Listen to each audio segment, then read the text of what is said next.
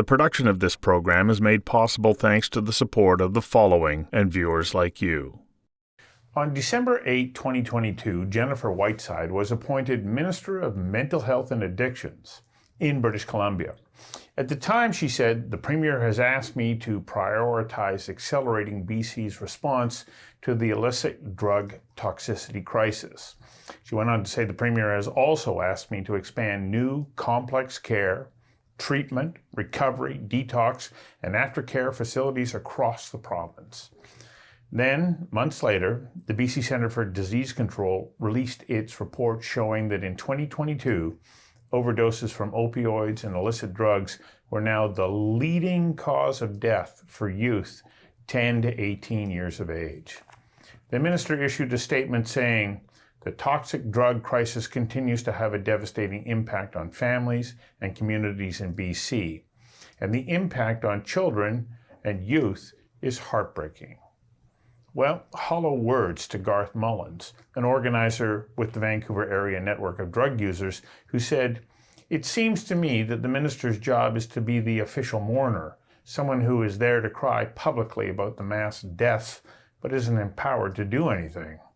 So where does the family turn to then when they need help? Chantal, Vallerand, the executive director at Drug Free Kids Canada, says, "We know how difficult it is for families. Most don't know the boundaries of what they can and cannot say or do. So we created Drug Free Canada's Kids to help parents facing the life and death reality of drugs."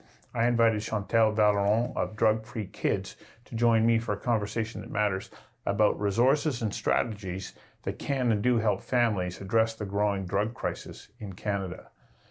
Welcome, Chantal. Thank you. It is bad, isn't it? It really is bad. Well, it's bad. As you mentioned, the leading cause of death for youth in Western Canada, 10 to 18, is overdose from illicit drug use. And the average age of experimentation in Canada for alcohol is 13 years old and 14 years old to cannabis. So it's important to engage in conversations at this point for parents and their kids. When we're talking about experimentation, though, we're not talking about experimentation the way in which many may have thought, oh, okay, so you're going to try a little bit of marijuana. Marijuana today is not what it was before. The toxicity or the lethality of it is now grown to a point where it becomes a dangerous substance all on its own. It's just that the level of potency has significantly increased from what we would have known back in the day. Whereas, a joint back in the day could vary between 3, 5, 8% level of THC. A kid initiating themselves, for example, through vaping, could be faced with a level of potency of 97% THC. So it is crazy to think that, a kid would be experimenting at such level of potency then would require hospitalization because panic attacks and not being used to there's no way they have developed a tolerance to it. So it's important to engage in those conversations, to have those facts and share the evidence with our kids so that they know. Well, it's because we don't have a margin of error here, do we? Correct. Again, whereas before experimentation with alcohol, if kids are overusing alcohol in one occasion, they may feel nauseous, they get their lesson, they know how it feels. They throw up. They throw up, fair Right. enough, right? So, but if a kid all of a sudden decides to experiment with pills, pills are laced with fentanyl. And it's very hard for anybody, even somebody at a law level, for a police officer, to look at two different pills and know which one is the legal pill and which one is the illegal pill. So a kid may decide, thinking that they're buying legit a drug that's medication and can die from it. And we don't try to be alarmists at Drug Free Kids. We don't want to approach it with scare tactics because we know they don't work. But at the same time, as you mentioned, there's no margin of error if they're experimenting with pills that could kill them. You told me a very sad story about a young man who went up to his room and share the story. So Yeah. He was having dinner with his parents and his siblings, normal family setting, right before Christmas, having pizza. And he said, I'm just going to go up to my room, I'm going to study a bit, and I'm going to do some gaming, and I'm going to go to bed. And his parents saw nothing of it. They didn't have any problems with this kid. He went up to his room, proceeded to do some gaming, and decided to take what he thought was oxy as a pill, and told his friends online who he was playing with, and then developed sensations in his forearms with pins and needles, not feeling super well, and then said to his friends online, not feeling good, I'm going to sleep it off. He proceeded to put on his PJs, brush his teeth, went to bed. The next morning, his dad went to wake him up for him to go to school, 15-year-old boy, and unfortunately, Metzis had passed away. He didn't wake up. And his dad, from it, has been very vocal in the Quebec media. This boy was from Montreal, and was saying, I just wish that he would have felt comfortable enough to come to me and say, I did something silly, I took a pill, I thought it was oxy, but I'm not feeling good. He said, I would have had time to rush him to the hospital. Instead, he died alone in his bed. So he was encouraging parents to say, have this conversation, normalize this conversation, and allow your kids to come to you and tell them, no matter what, you can come to me, because I'd rather, be able to try to fix this than not being able to have you in my life anymore. Well, the horror of losing a child that way would be devastating. And so I can't help it in hearing that story going, the parent probably didn't know that the child was going to take oxy either. No. Just on its own, I mean, there we are. And so how then do you start to fight that? You had this wonderful metaphor about lakes. Yes, correct. And I think it so aptly sort of sets the stage for understanding what it is that we're dealing with and maybe what strategies we could employ. Correct. So in Canada, we're known to have the most lakes in the world. And, as a society, if we wanted to avoid people from drowning, we could say, we're actually just going to drain all these lakes, or we're going to raise these big fences so no one will ever come close to the lakes and no one's going to drown. Problem solved. Doesn't happen like that. What do we do as Canadians? Most of us, the first class that their kids are going to be, the first activity we're going to do with the kid, we're going to bring them to the pool and we're going to teach them how to swim, because we want to avoid that, right? We want to avoid for them to fall into some water and drown. We can't control the drug market. I can't. No. But what I can do is make sure that I'm equipping the kids with the right information so that when they're faced, and I have a 16 and an 18-year-old. I'm not going to be there when they go to that party and they get offered that oxy or whatever they're being offered. I just hope that at that point in time, I will have had enough conversation, not just one, but enough conversation that sharing all these facts that they're aware of the decision that they're making and they're making the best, safest decision possible. And if in the instance that they didn't, and all of a sudden they made a decision that, was not safe for them, that they call on me or call on somebody they trust so that they can be helped. The production of this program is made possible thanks to the support of the following and viewers like you. So in that analogy or metaphor that you use about lakes, okay, I don't want you to drown because, number one, I want you to be able to enjoy the water, which is a little bit different than saying I want you to enjoy drugs. Yeah. But still, what I'm trying to do is I'm trying to equip you with life skills that are going to ensure that you're not going to die. Yeah. As a parent, you recognize that you need to do that very early. Correct. So in that metaphor, is that what we have to start doing when that it comes to... That urgency should be there with your kids at a young age too, right? As a toddler, when you're giving them vitamins, or, we give them antibiotics that taste like cherry or bubblegum or whatever, and the kid may not understand and may not have the capacity at a young age to understand that that's medication.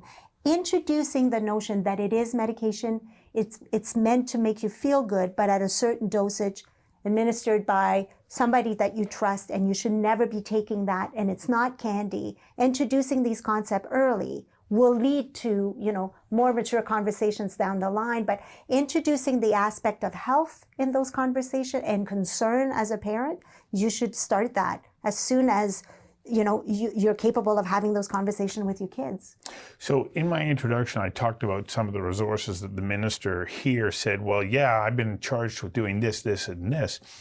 Nowhere in that list did I see anything about, well, early education and even adolescent education about the very thing that we now know is a leading cause of death amongst teenagers. Is this where you come in? Yes. So we work within the prevention and education sphere. But I have to say, for most funders, education and prevention is not very sexy, if I may say, right? Like, it's not a matter of saying, well, we're going to save so many lives, because down the line, we are here to avoid developing problematic use and addiction.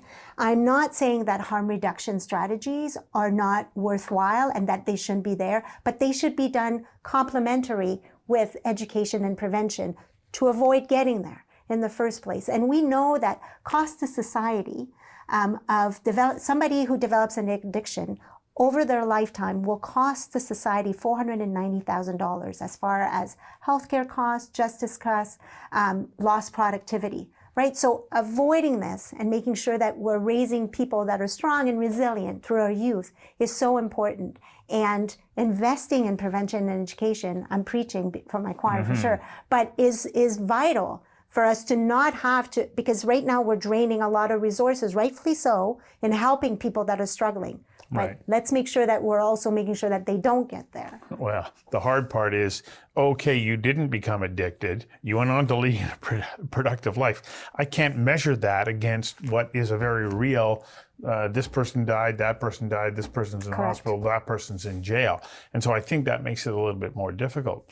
But it doesn't mean that we shouldn't do it, because going back to your metaphor or analogy earlier about drowning, we don't measure people who didn't drown. Correct. And 90% of adults living with addiction started during their adolescence, right? So let's talk about it before the age of initiation to make sure that kids are delaying experimentation, and if they are deciding to experiment, they do it in the safest way possible. So is the gateway drug, like you talked about alcohol and marijuana use starting at 13 and 14 years of age. Correct. Is the gateway drug marijuana? Is it cigarettes? Or is it alcohol? Or is it a combination of all of So those? the substance of choice for teens that has the highest prevalence is still alcohol, followed by cannabis. And we've seen vaping, nicotine go up, right? So we were dealing with the low range between, depending on the province, 4 to 7% of kids being addicted to nicotine with cigarettes about 10 years ago. Right. Fortunately now, looking at high school students, past use of vaping devices in the past 12 months is up to 30%. So we're losing ground with that. Hence the importance, as well as talking the difference between vaping nicotine and vaping cannabis with your kids. The production of this program is made possible thanks to the support of the following and viewers like you. So ideally you want to start with these conversations when they're young. Before the age of initiation, yes. A lot of parents are going, isn't that a little too young or whatnot? Going back to the fact that we're living in dangerous times, there's no margin of error. Correct. What resources do you have for young families? So they can come to our website. We have all the information on the substances, what do they look like, what are the effects, how does it impact. So it's all fact-based, it's all vetted by experts, psychiatrists, pediatrician, so parents can access this information.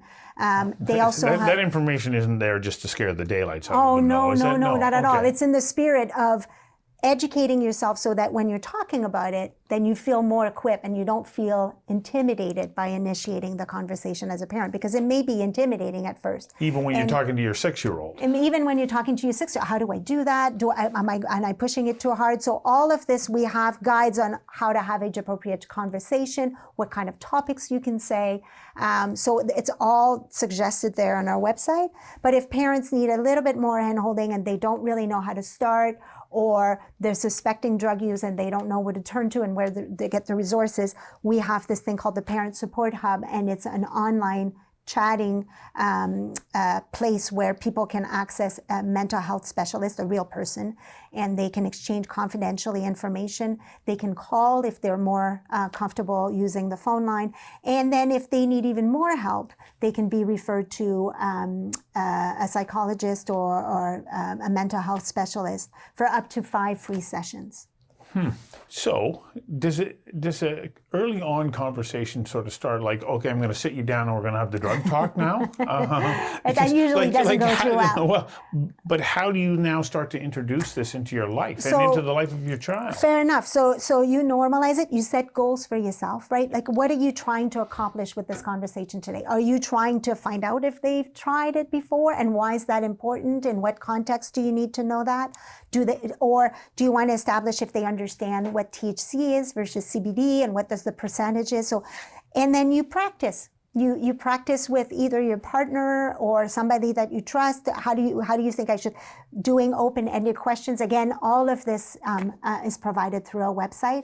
But you practice, and then you allow yourself to be vulnerable. And if you're not feeling comfortable initiating that conversation, say it. Be authentic. That will allow your kid to be authentic too, and to be candid and say, listen, this is important to me. I want to talk to you about cannabis. I don't know what you know about this, but I'd like to explore it together. Is this a good time? That's one of the examples that we give. And the kid may be saying, I'm not ready for this. I don't want to talk about this right now. And as a parent, you have to be persistent to be able to say, okay, this may not be the right time for you, but it's important to me. I love you and I'm concerned about this. Can we please set some time within the next 48 hours? Circle back and accept that maybe the first conversation will only be a couple of minutes. That's okay. Come back at it, right? It's not done. Please shy away from thinking that you're going to have the talk. You check it off your list, it's done. No, because they're exposed to different things all the time. In a vacuum, they'll find information elsewhere. You want that information to be validated and reliable. How important is parental modeling? So important. Kids are looking at us. We're the first people they're going to turn to. We do tracking studies. Kids are telling us that, their preferred source of reliable information is their parents, before peers, before social media. The important word here is reliable. So they're looking at us. We saw it during COVID. And as parents, as even just regular human beings, being faced with a pandemic first time in our lives, the 5 o'clock glass of wine on a Friday became a Monday, Tuesday, Wednesday, Thursday thing. As soon as you would reemerge from your office, you'd say, okay, I need to calm down and I need to have a glass of wine. In this spirit, what kind of modeling are you doing for your kid as a coping mechanism that you need to turn to a glass of wine to finish your day? There's nothing wrong with drinking wine. I'm not here to to demonize any substance. But being able to recognize that, and even as a parent, when I'm saying making yourself vulnerable, telling your teen, you know what? I haven't noticed, but now that I'm thinking about it, this is the 4th day in a row that at the end of the day, I have a glass of wine just to chill. Maybe I could go for a walk. Maybe I could have a bath. Maybe this is not the best way to de-stress. Being able to voice it and making yourself vulnerable so that your kid is allowing themselves to do the same. The production of this program is made possible thanks to the support of the following and viewers like you. I think there's probably more parents that would have an alcoholic beverage for, that little bit of stress relief than there are parents who are going to say, yeah, I'm going to just go out and,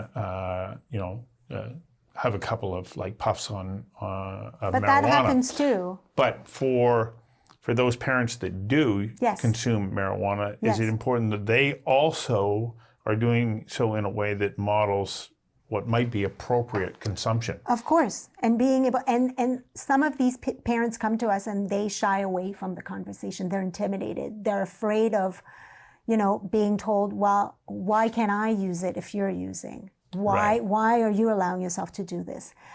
We walk them through different scenarios of being able to address this. One of the first things is that, why is it important to you? Is my usage impacting you? I'd like to know more about this. Tell me more. And engaging, and then all of a sudden you're opening up something that may be a very rich conversation with your kid. Well, and as you say, you've got a bunch of resources, and so being armed with information about what the impact of marijuana smoking is on an immature brain, which is under 24. It's not like under 14. No, it's under 24. Like there are significant,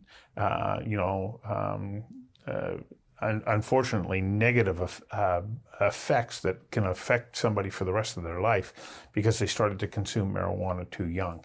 And so even if your parents are smoking, if they can at least share that information, maybe it gives a better framework. Correct. And being able to be armed with those facts, right? So what happens if you go, okay, well, I didn't have those conversations with my children when they were 6, 9, 12, and they're 14, and now I'm starting to suspect that they're consuming and they're not telling me. How do I deal with that? So more than ever, is it ever important to start engaging in those conversations and coming at it, may sound cheesy, but with love and concern, keeping your emotions in check. Like, you're going to be confronted with some of the stuff that you may not want to hear. And ultimately, one of the answer that we suggest is, if your kid is actually confiding in you and confirming your worst fear that they're using, and it's, bringing your emotions to, like, it's not providing the right context for me to have a conversation. You can say, thank you for your honesty. This is a lot for me to handle right now. So if you don't mind, I'd like us to revisit this in a couple of days, right? But you don't have to, you can be in shock and you can be, but thank your kid for being honest. You don't want them to close that door right away, because then, as I said, they'll turn to somebody else. Well, and that's probably the worst of all possible scenarios, isn't it? Mm-hmm. Mm-hmm. So how did drug-free kids come to be? Advertising people. The genesis of drug-free kids was a bunch of advertising executives who wanted to have a contribution to society above selling things. So different advertising agencies would rotate every year and provide pro bono work to do public service announcements. And then we would turn to media partners and ask them to air the commercials for free. And public service announcement. So last year we were able to gather $30 million worth of free airtime with traditional media, so print, TV, radio, digital. And we've evolved into doing this, but also doing grassroots, community-driven training. Our website talks and help parents through different communities to be able to get them to speak with their kids. And you're a non-aligned NGO? Like, you're not aligned with the government, you're not aligned with... we get no public funding whatsoever. Or churches or anything. Oh, no, you're just out there on... We're just, and my board of directors are CEOs of large national companies who simply put their corporate hat at the table. And well, they come and they help to make connections, but ultimately they care and they embrace the cause. And where can parents find more information? To come to our website at drugfreekidscanada.org, and they can find all the information and even chat online and get help. Wonderful. Thank you.